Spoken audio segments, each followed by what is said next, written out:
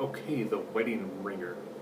This is my first experience at all with Kevin Hart beyond commercials for Kevin Hart films, and he actually plays a professional best man. They show a couple of his earlier things, and he does beyond just best man duties. He will do other things as well that require you to have a professional best friend. But it's only a business relationship. So, Josh Gad, well, that's his name, is going to marry Kelly Kawako. Or, I guess, at this time she meant Kawako Sweetie.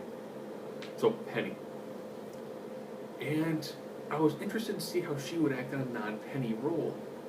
And this is pretty much Kevin and Josh, with a little bit of Kelly kind of sprinkled in, to remind you that he's getting married.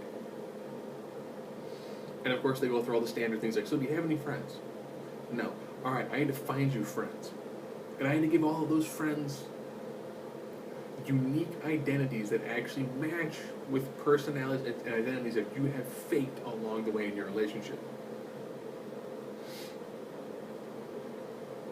And of course they go to other weddings, because like, this is what you need to go through. This is what you need to do.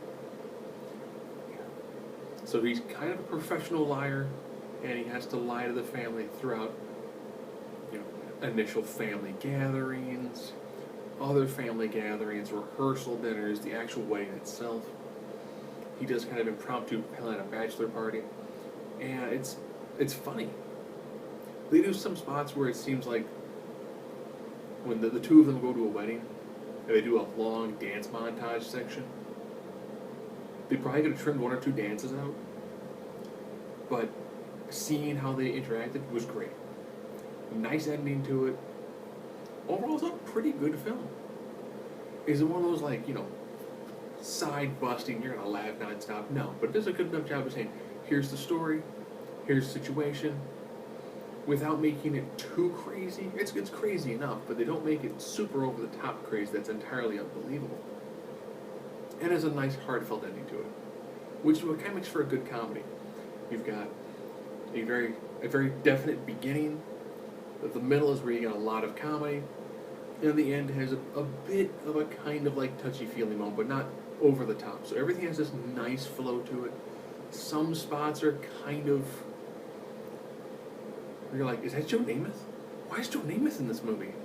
Oh, this movie with Joe Namath in it. And it's just, you're like, okay. I never thought I'd see a movie with Kevin Hart and Joe Namath. So it's actually a pretty good film.